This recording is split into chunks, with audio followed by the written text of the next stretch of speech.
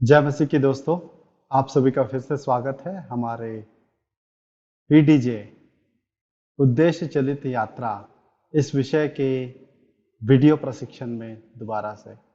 हमने अभी तक कुछ कुछ बिंदुओं को देखा है, इस विषय का परिचय देखा है और साथ ही साथ हमने कुछ संकेतों को भी देखा है और इनके माध्यम से हमने समझने का ये प्रयास किया है कि एक स्वस्थ मंडली को बनाने के लिए हमें किन किन बातों का ध्यान रखना चाहिए।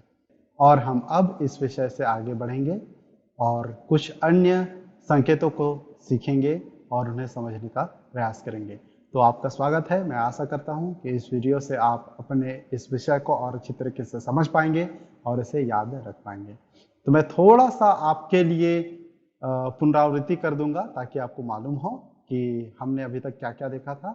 हमने संकेतों की परिभाषा देखी थी, जिसमें हमने संकेतों के कुछ विवरण भी देखे थे, जिसमें मुकुट का परिचय था, उसके बाद एक पुस्तक के चिन्ह का परिचय था, उसके बाद 2/8 संख्या का चिन्ह था, उसके बाद हमने एक तुला का संकेत देखा था, उसके बाद हमने एक भवन का संकेत देखा था जिसमें 1 2 3 4 5 उद्देश्यों को संतुलित किया गया है। उसके बाद हमने एक हृदय को देखा था जिसके अंदर ये 5 बातें संतुलित की जाती हैं तुला के माध्यम से।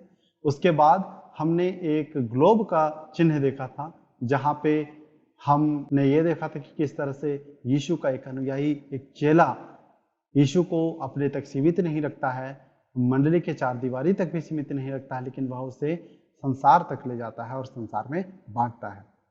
उसके बाद हमने एक हृदय के बारे में देखना शुरू किया था जिसमें मैं आपको ये बता रहा था कि किस तरह से जिस भी कार्य की शुरुआत हम करते हैं, चाहे सेवकाई की बात जब हम करते हैं, तो ये सर्वप्रथम परमेश्वर के बारे में होना अनिवार्य है। सेवकाई हम इसलिए करनी चाहिए क्योंकि हमारा हृदय भी उन्हीं बातों के द्वारा टूटता है जो परमेश्वर के हृदय को तोड़ती है। सेवकाई हम अपने राज्य की स्थापना करने के लिए नहीं करते हैं, इसके विपरीत सेवकाई में हम परमेश्वर के राज्य की घोषणा करते हैं।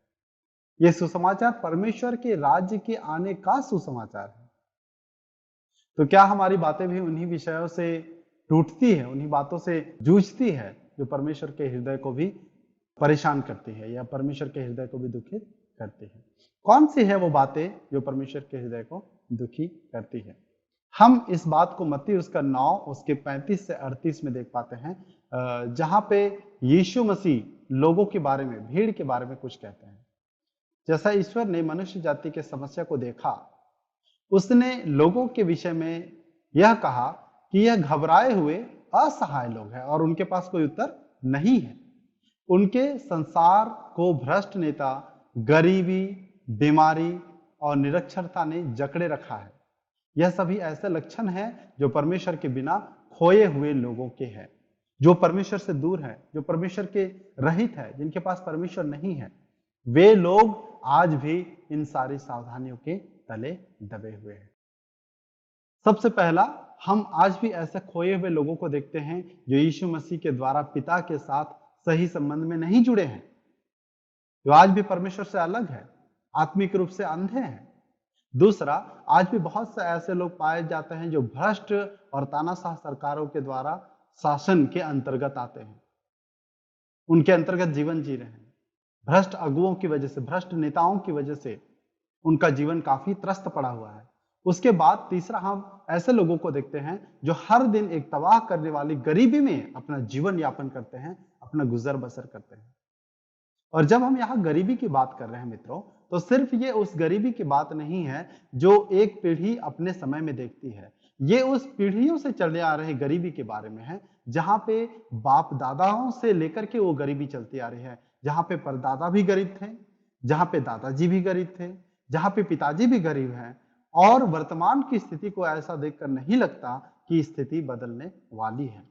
जी हाँ, गरीबी के एक ऐसे चक्र में लोग फंसे हुए हैं जहां वे गरीबी से बाहर आने में बिल्कुल पूरी तरह से नाकाम हो रहे हैं। उसके बाद चौथी बात हम देख पाते हैं कि संसार भर में आज भी ऐसे लोग हैं जो रोकथाम किए जा सकने वाली बीमारी से जूझ रहे हैं। मलेरिया की समस्या को हम कई सालों से देख रहे हैं। आज इसके टीका, बीमारी के दवाइयां, इलाज, ये सारी चीजें होने के बावजूद भी हम देख पाते हैं कि कई लोग हर साल मलेरिया की वजह से मरते हैं। एक साधारण की बुखार की वजह से कई सारे लोग मरते हैं। कुछ समय पहले मुझे हमारे एक मित्र के बेटे के बारे में पता चला। उनके बारे में मुझे खबर इस तरह से दिया गया कि उनकी तबीयत खराब है, उनको अस्पताल में एडमिट किया गया है। फिर जब उनकी जांच पड़ताल हुई तो उनके बारे में कहा गया कि उन्हें बुखार है, और अंततः बड़ा ही दुखद खबर मिला कि उनकी बुखार होने की वजह से मृत्यु हो गई। ये सोचने वाली बात है कि आज भी 2020 में क्या लोग बुखार से मरते हैं? जी हाँ, शायद हम और आप इस बात से अनभिज्ञ होंगे, लेकिन ऐसे कई सारे लोग हैं जिनके पास ऐसी साधारण मूलभूत उपचार नहीं है और वे इन छोटी छोटी रोकथाम किए जा सकने वाली बीमारी से भी अपना जीवन खो देते हैं। उसके बाद हम पांचवा देख पाते हैं कि आज भी ऐसे लोग हैं जिनके पास मौलिक शिक्षाएं नहीं है। वे पढ़ लिखने की क्षमता भी हासिल किए बिना ही अपना जीवन गुजर बसर कर रहे हैं। मैं कहना चाहूंगा कि हम थोड़ा विचार करें, थोड़ा सोच करके देखें कि आज हम जहां कहीं भी हैं, अपने पढ़ने और लिखने की क्षमता के बगैर क्या इस मकाम तक हम पहुंच पाते? यहां मैं इस बात की समर्थन नहीं कर रहा हूं कि जो पढ़े लिखे हैं वे ही बेहतर हैं। जी नहीं, कई सारे निरक्षर लोग भी काफी अच्छा जीवन गुजर बसर करते हैं, काफी सभ्यता से पेश आते हैं। लेकिन कहने का तात्पर्य यह है कि शिक्षा जो हमने हासिल की है, पढ़ने लिखने की जो क्षमता हमने हासिल की है, उसने निश्चय ही हमें अपने मकाम में आगे बढ़ने में सहायता किया है। हम अपने जीवन में आगे बढ़ पाए हैं, इसका एक बहुत बड़ा कारण यह है कि हम पढ़ लिख पाए हैं। यदि मैं अपने जीवन के बारे में सोचूं तो यदि मैं पढ़ लिख नहीं पाता तो आज मैं जिस स्थान पर हूं उस स्थान पे कभी नहीं पहुंच पाता। जी हां, लेकिन आज ऐसी ही एक छोटी मूलभूत मौलिक शिक्षा, पढ़ने लिखने की क्षमता के बगैर लाखों करोड़ों लोग रह रहे हैं। ये वो सारी वो बातें हैं जो परमेश्वर के हृदय को दुखित करती है। हम इसे संसार भर में फैले हुए 5 वैश्विक दानव कहते हैं। 5 अलग अलग समस्याओं का हमने जिक्र किया और इन्हें हम 5 वैश्विक दानव कहते हैं। कौन कौन से है ये बातें? सबसे पहला आत्मिक अंधापन, उसके बाद दूसरा भ्रष्ट अगुवे, तीसरा जबरदस्त गरीबी, उसके बाद चौथा रोकथाम किए जा सकने वाली बीमारियां, और पांचवा निरक्षरता। तो ये 5 बातें जब मैं कह रहा हूं, और निरक्षरता और अशिक्षा को कृपया आप उसमें ना उलझे। ये 2 अलग अलग शब्द है। कई बार हम लोग अशिक्षा और निरक्षरता दोनों को एक साथ जोड़ देते हैं। निरक्षरता कहने का तात्पर्य पढ़ लिख पाने की क्षमता से है, अशिक्षा का संबंध सभ्य व्यवहार करने से है। तो जब हम कहते हैं निरक्षर, उसका मतलब ये नहीं कि वो व्यक्ति अशिक्षित है, शायद वो बहुत ही शिक्षित और सभ्य व्यवहार करने वाला हो, लेकिन उसके पास पढ़ने या लिखने की क्षमता नहीं है, इसलिए हम उन्हें निरक्षर या फिर अन्य शब्द में कहे तो अनपढ़ कहते हैं। वो पढ़ लिख नहीं सकते हैं। तो ये 5 वैश्विक दानव हैं। संसार के किसी भी देश में हम चले जाएं, किसी भी प्रांत में हम चले जाएं, इन समस्याओं को हम निश्चय ही देख पाते हैं, इनसे हम रूबरू होते हैं। हमें बहुत दूर जाने की जरूरत नहीं है इन सारी समस्याओं को देखने के लिए। शायद ये 5 ना हो तो इनमें से कुछ जरूर आपके निकटवर्ती क्षेत्र में पाए जाते हैं। तो हमें सोचने की जरूरत है कि क्या ये सारी बातें हमें परेशान करती हैं, हमें दुखित करती हैं, या फिर बस हमने इसे मान लिया है कि ये यथावत स्थिति है जिनका बदलना हमारे प्रयास से संभव नहीं है। 5 वैश्विक दानव, यीशु खुद इन लोगों के जीवन में परमेश्वर के योजना के खोए हुए पहलुओं का जिक्र करते हैं। वह कहते हैं कि लोगों के साथ ये समस्या इस कारण थी क्योंकि वे चरवाहे बिन भटक रहे थे। मत्ती रचित सुसमाचार उसके 9 के 35 से 38 में इस प्रकार वचन कहता है, यीशु सब नगरों और गांव में फिरता रहा और उनके आराधनालयों में उपदेश करता और राज्य का सुसमाचार प्रचार करता और हर प्रकार की बीमारी और दुर्बलता को दूर करता रहा। तब उसने अपने चेलों से कहा, पके खेत तो बहुत हैं पर मजदूर थोड़े हैं, इसलिए खेत के स्वामी से विनती करो कि वह अपने खेत काटने के लिए मजदूर भेज दे। यदि आपके पास एक ऐसी योजना है जो यीशु की आज्ञाओं के महत्वपूर्ण भागों को संजोए हुए है, उन्हें समाये हुए है, और आप इसे अपनी मंडली के जीवन के द्वारा जीना चाहते हैं, तो आप वही कर रहे हैं जो एक चरवाहे को करने के लिए कहा गया है। तो ये है वो कुछ बातें जो हमारे हृदय को तोड़नी चाहिए, हमें परेशान करनी चाहिए और इनके प्रति हमें सुधार लाने का प्रयास करना चाहिए। चाहे हम ये प्रयास व्यक्तिगत रूप से करें या फिर हम इसे मंडली परिवार में सामूहिक रूप से करें। ऐसे बहुत सारे लोग हैं जो हमारे मंडली में हैं, जो इन क्षेत्र में काम करना चाहते हैं। आज हमें ज़रूरत है कि उन्हें हम परमेश्वर के वचन अनुसार उनकी अगुवाई करें, उन्हें प्रोत्साहित करें। आपके मंडली में ऐसे बहुत सारे लोग हैं जो गरीब बच्चों को थोड़ा समय दे सकते हैं, उन्हें थोड़ा सा ट्यूशन का समय दे करके उनके शैक्षणिक स्तर में बहुत बड़ा बदलाव ला सकते हैं। आपकी मंडली परिवार मिलकर के समाज में पाए जाने वाले उन सबसे गरीब तबके के लोगों को रोजगार के अवसर मुहैया करके उन्हें सही लोगों के संपर्क में ला करके उनके जीवन में एक बेहतरीन परिवर्तन कर सकते हैं। ऐसे बहुत सारी बीमारियां हमारे अड़ोस पड़ोस में होती ही रहती है, जहाँ पे हमारे मंडली परिवार पहल करके लोगों को मूलभूत सुविधाएं दे सकते हैं। ऐसे बहुत सारे लोग हैं जिन्हें अस्पताल तक जाने की सुविधाएं उनके पास नहीं है। हम उन्हें हमारे मंडली की ओर से अस्पताल तक पहुंचाने का काम कर सकते हैं। और ये सारी कुछ बातें हैं जो परमेश्वर को निश्चय रूप से भाता है। ये काम हम इसलिए करते हैं क्योंकि हम भी वैसा ही सोचते हैं जैसा परमेश्वर सोचता है और महसूस करता है। तो यहाँ हम इस पूरे यात्रा के यदि इन बिंदुओं को समझना चाहे तो हम इन्हें 3 भागों में अलग अलग बांट सकते हैं। हालांकि मैंने अभी आपको सभी संकेतों का अर्थ नहीं बताया है और उनका विवरण नहीं दिया है, फिर भी इन पूरे संकेतों को 3 भागों में हम बांट सकते हैं। सबसे पहला जो भाग है उसे हम आज्ञा कहते हैं। ये कुछ बातें हैं जो हमें परमेश्वर की ओर से मिलती है। सबसे पहली बात, परमेश्वर स्वयं इस कार्य को करने की शुरुआत करने वाले हैं। ये हमारा प्रयास नहीं है, ये परमेश्वर का कार्य है। परमेश्वर की बातें जो हम देख पाते हैं वचन में हम क्या देख पाते हैं, क्या आज्ञा प्राप्त करते हैं कि परमेश्वर चाहता है कि हम परमेश्वर से प्रेम करें, अपने पड़ोसी से प्रेम करें, सुसमाचार सुनाए, लोगों को चेला बनाए, उन्हें पिता पुत्र पवित्र आत्मा के नाम से जल दीक्षा दें और उन्हें वो सारी बातें मानना सिखाएं जो परमेश्वर ने हमें सिखाया है। तो इन 3 संकेतों को हम एक भाग में लेते हैं और इनसे आज्ञा कहते हैं। ये परमेश्वर की ओर से प्राप्त आज्ञा है। तो पहले भाग में परमेश्वर का वचन है, फिर 2 मुख्य परिच्छेद है और फिर तीसरा ये 5 उद्देश्य है जो हमें 2 मुख्य परिच्छेद में से मिलता है। दूसरे भाग को हम छोड़ करके तीसरे भाग में पहुंचते हैं जो हमारा लक्ष्य है। और हमारा लक्ष्य क्या है? एक ऐसे मंडली का निर्माण करना या अगुवाई करना, संचालन करना जो स्वस्थ है। और उसके स्वस्थ होने को हम कैसे माप सकते हैं कि उसमें सभी उद्देश्यों को सही रीति से संतुलित किया गया है। उसके बाद जब हम इस प्रकार के मंडली को बनाने के लिए प्रति समर्पित होते हैं तो हम ऐसे चेलों को बनते हुए देख पाते हैं जो स्वयं स्वस्थ होते हैं, संतुलित होते हैं।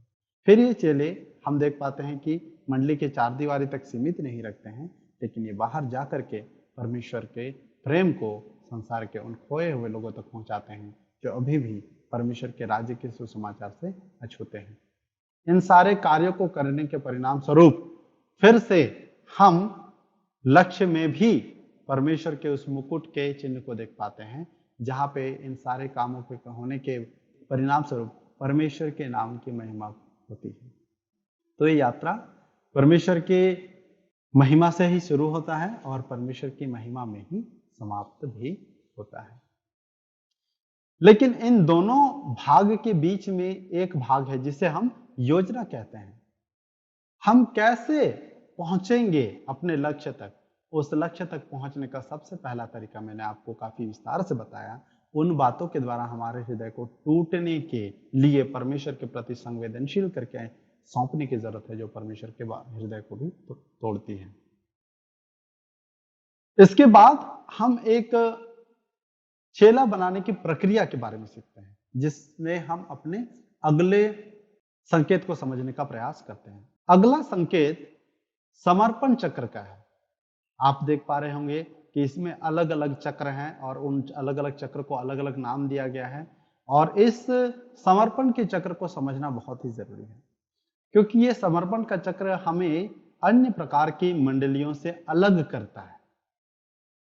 संसार में अलग अलग प्रकार के लोग हैं और रिक वॉरेन इस प्रकार से कहते हैं कि अलग अलग प्रकार के लोगों के कारण अलग अलग प्रकार की मंडलियां होती हैं।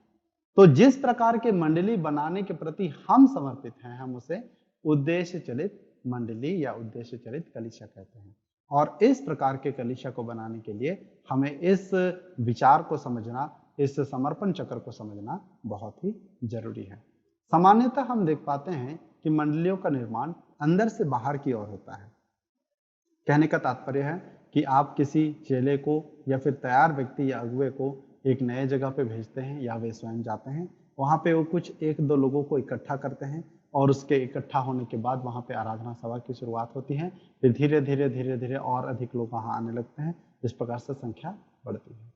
हम इसे अंदर से बाहर की ओर बढ़ना कहते हैं।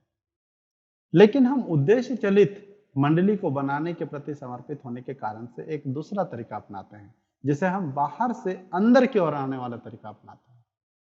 हम बाहर से अंदर आने में कौन कौन से भाग से सामना करते हैं, इसका जिक्र हम सबसे पहले देखेंगे।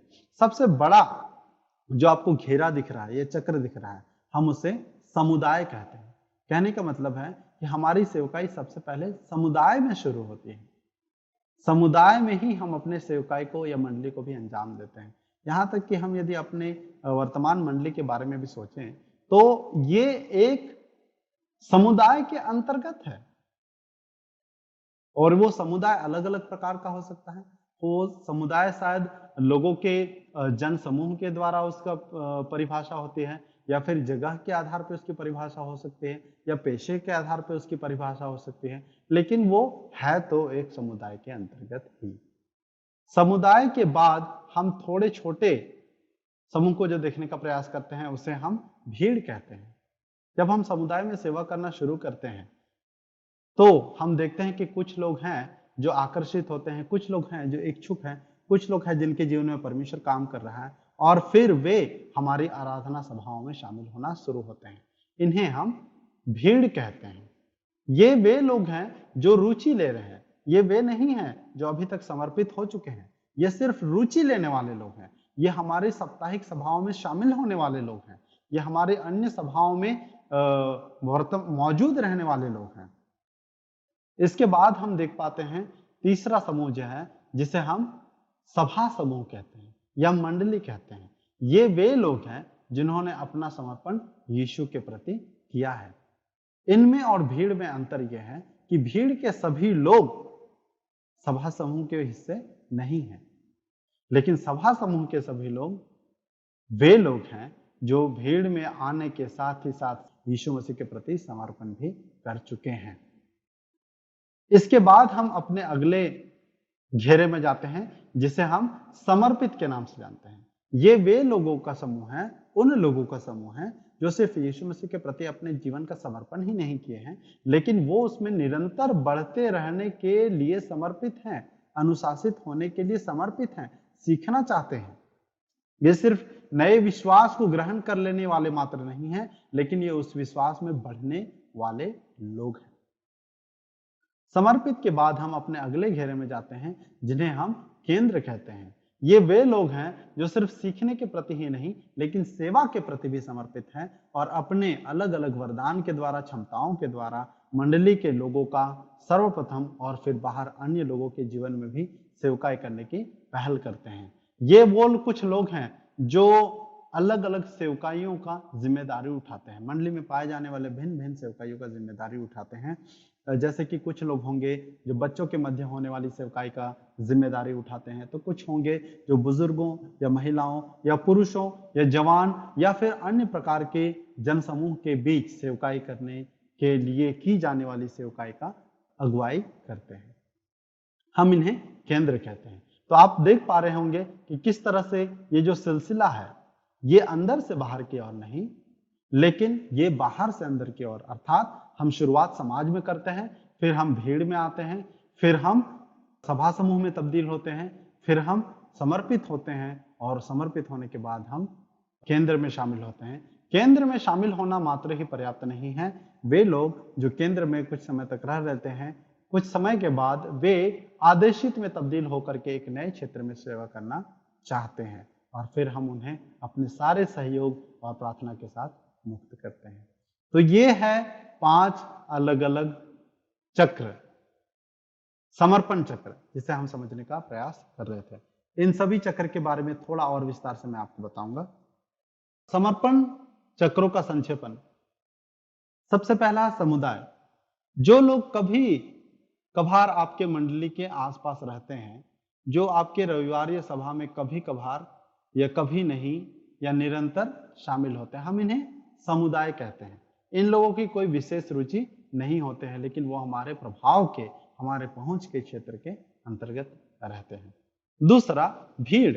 वे लोग जो नित्य आपकी मंडली पर शामिल होते हैं, लेकिन उन्होंने उद्धार प्राप्त नहीं किया है।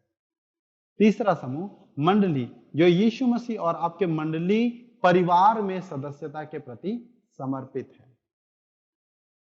ध्यान देने वाली बात यहां है कि वो परमेश्वर और परमेश्वर के स्थानीय परिवार के प्रति भी समर्पित है।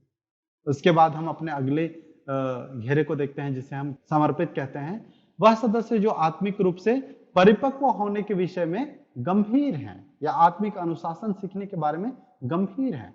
आप देख पाते होंगे कि सभी लोगों के इस शिष्यता का स्तर एक जैसे नहीं होता है। कुछ लोग होते हैं जो सीखने में काफी इच्छुक होते हैं, तो अन्य होते हैं जो काफी समय से सीखने के प्रति बिल्कुल भी तत्पर नहीं होते हैं। तो इस समूह को हम समर्पित कहते हैं। इसके बाद अगला जो हमारा समूह है उसे हम केंद्र कहते हैं। क्या है ये केंद्र? सदस्य जो सेवा में सक्रिय हैं और अपनी मंडली में योगदान दे रहे हैं। सिर्फ मंच पे खड़े होकर के ही नहीं, सिर्फ आराधना दल में शामिल होकर के ही नहीं, लेकिन मंडली में दिखाई पड़ने वाले किसी भी जरूरत को अंजाम देने के द्वारा योगदान दे रहे हैं। वो व्यक्ति जो लोगों का अभिवादन करता है, वो भी एक योगदान दे रहा है। वो व्यक्ति जो आने वाले लोगों के फोन नंबर लेता है या उन्हें पानी पिलाता है या उन्हें चाय पिलाता है, उनके हालचाल जानता है, वो भी सहयोग देने वाला व्यक्ति है। इसके बाद हम आदेशित चक्र को देखते हैं। क्या है आदेशित चक्र? सदस्य जो अपने समर्पण मंडली के चार दीवारी के बाहर जाने के लिए करते हैं और दूसरों के साथ यीशु का प्रेम, शुभ संदेश बताने के लिए करते हैं। ये सिर्फ मंडली तक ही सीमित नहीं रहना चाहते हैं, लेकिन मंडली से बाहर जाकर के लोगों के मध्य परमेश्वर के प्रेम और परमेश्वर के राज्य के सुसमाचार को बताने के लिए तत्पर रहते हैं। अब हम समर्पण चक्र का संक्षेपण करेंगे और उन्हें समझने का फिर से प्रयास करेंगे। समुदाय सबसे बड़ी संख्या है जिनके मध्य आप सेवा कर सकते हैं। यह मेरे मंडली का लक्ष्य सभा है। मत्ती 9 में यीशु कहते हैं, सभी नगरों को चरवाहे की आवश्यकता है। आपके मंडली में आप सभी इकट्ठा होकर अपने समुदाय तक पहुंच सकते हैं। सोचने का कोशिश कीजिए, प्रयास कीजिए कि क्या आप अपने उस पूरे समुदाय में हर लोग तक पहुंच पाए हैं, हर परिवार तक पहुंच पाए हैं जहां आपकी मंडली है, संचालन होता है उसका। हम शायद एक परिवार के रूप में वहां पहुंच सकते हैं सभी लोगों तक। दूसरा मुख्य यह है कि हम लोगों को अपने मंडली में लेकर के आए, उन्हें बैठने और शुभ संदेश सुनने का मौका दें। जब कोई हमारे मंडली में आराधना सभा का अनुभव करते आता है, तब वह हमारे भीड़ में शामिल हो गया है। हम लोगों को आमंत्रित करें कि वह हमारे मंडली सभा में आए। यहां एक ध्यान देने वाली बात यह भी है कि शायद कुछ लोग ऐसे होंगे जो सुनने के प्रति समर्पित हैं, सुनना चाहते हैं, लेकिन वो मंडली में नहीं आना चाहते हैं। तो आपको उन्हें जबरदस्ती अपने मंडली तक लेकर के आना अनिवार्य नहीं है। हालांकि आपको उन्हें आमंत्रित करना चाहिए और ये समझने का प्रयास करना चाहिए कि वे आए और सामूहिक आराधना को वे देख सके कि किस तरह से हम परमेश्वर की आराधना करते हैं। लेकिन यदि वे आपके आमंत्रण के बाद भी नहीं आते हैं, तो फिर आप उन्हें समर्पित नहीं होना समझ करके उन्हें छोड़े नहीं, आप उनसे फिर भी मिले। हो सकता है वे अपने इस उद्देश्य चलित यात्रा में मंडली के चार दीवारी के बाहर ही रह करके बढ़ते चले जाएं, या फिर एक अन्य प्रकार के मंडली का ही निर्माण हो। वे लोग जो साप्ताहिक रूप से पारंपरिक मंडलीय सभा में शामिल ना हो। इस बात को भी हम ध्यान में रखें। इसके बाद जब व्यक्ति एक बार मंडली में आता है और शुभ संदेश सुनता है और आराधना का अनुभव करता है, तब हम उन्हें प्रोत्साहित करते हैं कि वह यीशु को अपने उद्धारकर्ता के रूप में ग्रहण करें और मंडली परिवार से जुड़ जाएं। वे अब उस चक्र का हिस्सा बन जाते हैं जिसे हम सभा समूह कहते हैं। ये उस दहलीज को लांघते हैं, पार करते हैं, उस सीमा को पार करते हैं। क्या है वो सीमा? कि मैं अपना जीवन यीशु को सौंपता हूं। अब से मैं यीशु को अपना प्रभु मानता हूं और मैं साथ ही साथ इस परिवार के प्रति भी समर्पित हूं। जब वे इस अंगीकार को कर लेते हैं, फिर अब वे सभा समूह का अंग बन जाते हैं। उसके बाद अगला चक्र, फिर वे अगला कदम लेते हैं। वह ऐसा कहने के द्वारा गहरा समर्पण देते हैं, क्योंकि अब मैं यीशु को उद्धारकर्ता के रूप में ग्रहण कर चुका हूं, तो मैं संपूर्ण समर्पण बाइबल के अध्ययन के लिए करता हूं। मैं यीशु के समान बनूंगा। इस समर्पण के द्वारा वे समर्पित चक्र से जुड़ जाते हैं। वे अपने आत्मिक उन्नति के प्रति गंभीर होते हैं और अन्य विश्वासियों के साथ मिलकर के परिपक्वता में बढ़ना चाहते हैं, इसलिए हम उन्हें समर्पित कहते हैं। उसके बाद हमारा अगला चक्र, जब मैं यीशु के समान बनना चाहता हूं और वचन का अध्ययन करता हूं, तो मैं इस बात को जान पाता हूं कि यीशु सेवा करने के लिए आया और इसलिए नहीं कि उसकी सेवा की जाए। मैं उसके समान बनना चाहता हूं, इसलिए मैं भी मंडली के सेवा कार्य में शामिल होना चाहूंगा।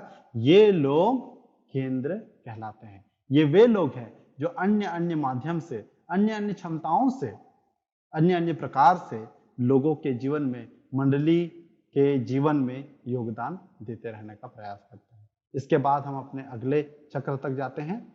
हम फिर आदेशित के चक्र से जुड़ जाते हैं और यीशु के बारे में दूसरों को बताते हैं। यीशु ने कहा, अपने आसपास के संसार में जाओ। मैं जाऊंगा, मैं मंडली के बाहर जाकर दूसरों को यीशु के बारे में बताऊंगा। तो हम इसे कैसे समझ सकते हैं? सबसे पहले हम उन्हें परमेश्वर के परिवार के सदस्यता में लेकर के आए। सबसे पहले हम उन्हें परमेश्वर के परिवार के सदस्यता में लेकर के आए। उसके बाद हम उन्हें शिष्यता के द्वारा परिपक्वता के लिए निर्माण करें, है ना? हम उन्हें सबसे पहले लेकर के आए, फिर उन्हें परिपक्वता के लिए निर्माण करें। उन्हें वैसा ही बनाए रखने की जरूरत नहीं है। हमें उन्हें बढ़ने के लिए, जिस प्रकार से एक शारीरिक रूप से बच्चा बढ़ता है, उसी प्रकार से हम भी इनकी सहायता करते हैं कि वे बढ़ सके। इसलिए हम उनका निर्माण होने में सहायता करते हैं। उसके बाद उन्हें मंडली में प्रभावशाली सेवकाई के लिए प्रशिक्षित करते हैं, सेवा कार्य के लिए प्रशिक्षित करते हैं, है ना? सिर्फ आकर के सभा में शामिल होने के लिए नहीं, लेकिन सेवकाई के काम में लग्न होने के लिए, शामिल होने के लिए उन्हें प्रशिक्षित करते हैं अन्य अन्य माध्यम से। उसके बाद हम उन्हें संसार में उनके लक्ष्य के लिए भेजते हैं, संसार में उनके उद्देश्य के लिए भेजते हैं। हम उन्हें सिर्फ मंडली के चार दीवारी तक ही घेरे नहीं रखना चाहते हैं, बनाए नहीं रखना चाहते हैं, लेकिन हम परमेश्वर ने उन्हें जिस मकसद से इस संसार में रखा है उसे कर पाने के लिए उन्हें सशक्त करते हैं। और सारे कार्य परमेश्वर के वैश्विक महिमा के लिए आराधना के रूप होंगे। जब हम इन सभी कामों को अंजाम देते हैं, इन सभी काम से परमेश्वर की महिमा होती है। तो क्या क्या वो बातें हैं इन अलग अलग समर्पण चक्र में जो हम पूरा करने का प्रयास करते हैं? सबसे पहले हम उन्हें परमेश्वर के परिवार के सदस्यता में लेकर के आते हैं। फिर हम उन्हें परिपक्व होने के लिए निर्मित करते हैं। फिर हम उन्हें मंडली में महत्वपूर्ण अर्थवान सेवकाई के काम के लिए प्रशिक्षित करते हैं। और फिर हम उन्हें परमेश्वर के द्वारा दिए गए लक्ष्य के लिए पूरा करने के लिए उन्हें संसार में भेजते हैं। और जब ये सारे कामों को हम अंजाम देते हैं, तो इससे परमेश्वर की महिमा होती है। और फिर हम उस पहले उद्देश्य को फिर से यहाँ पूरा कर पाते हैं, जिसे हम आराधना कहते हैं। मित्रों, इससे पहले कि मैं समापन करूं, मैं दोबारा आपको दो बातें दोहरा करके बताना चाहूंगा कि कौन कौन से है वो 5 उद्देश्य, कौन कौन से है वो दानव, और क्या है ये 5 चक्र। तो सबसे पहला हम देखेंगे 5 उद्देश्य। सबसे पहला उद्देश्य आराधना, दूसरा उद्देश्य सेवा कार्य, तीसरा उद्देश्य सुसमाचार प्रसार, चौथा उद्देश्य संगति, और पांचवा उद्देश्य है शिष्यता। इसके बाद हम देखते हैं 5 अलग अलग वैश्विक दानव को। क्या क्या है ये 5 अलग अलग वैश्विक दानव? सबसे पहला आत्मिक अंधापन, दूसरा भ्रष्ट अगुवे, तीसरा कमर तोड़ गरीबी, चौथा रोकथाम किए जा सकने वाली बीमारी, और पांचवा निरक्षरता या लोगों का अनपढ़ होना। ये है वो 5 अलग अलग दानव जिन्हें हम हराने का प्रयास करते हैं। इसके बाद हमने 5 अलग अलग समर्पण चक्र के बारे में पढ़ा। क्या क्या है ये? सबसे पहला समुदाय, उसके बाद भीड़, उसके बाद सभा समूह, उसके बाद समर्पित, और उसके बाद केंद्र। और इसमें एक और चक्र भी शामिल होता है, जो चक्र नहीं, वो अपने आप में एक गोला है, जिसे हम आदेशित कहते हैं। आदेशित वे लोग हैं जो मंडली परिवार या मंडली की चार दीवारी से बाहर जाकर के एक नए जगह में सेवकाई की शुरुआत करने का विचार करते हैं। तो मैं आशा करता हूं कि आपको ये सत्र काफी जानकारी पूर्वक लगा होगा और आप हमारे उद्देश्य चलित यात्रा के इन संकेतों के अलग अलग भागों को अच्छी तरह से समझ पाए होंगे और ये भी समझ पाए होंगे कि ये समर्पण चक्र क्या है। तो हम विचार करें, सोचें, क्या है वो बातें जो हमें याद रखना जरूरी है। कौन से क्षेत्र में हम कमजोर हैं, हमें सोचने की जरूरत है, मूल्यांकन करने की जरूरत है। क्या हमने कभी मंडली के सभी परिवार तक पहुंचने का सामूहिक प्रयास किया है? क्या हमने इन सभी अलग अलग लोगों को एक बढ़िया ढांचा देने का प्रयास किया है? क्या हमने उन लोगों की पहचान की है जो हमारे मंडली में अलग अलग प्रकार से सेवा कार्य में योगदान देते हैं? हमें मूल्यांकन करने की जरूरत है और फिर हमें बदलाव करने की जरूरत है। याद रखें, यदि आप वही करते रहेंगे जो आपने हमेशा किया है, तो आपको वही परिणाम मिलेगा जो आपको हमेशा से मिलता आया है। यदि आप नए परिणाम चाहते हैं, तो आपको नए तरीके अपनाने की जरूरत है। परमेश्वर इस सत्र के द्वारा आप सभी को बहुत आशीष दे। जय मसीह।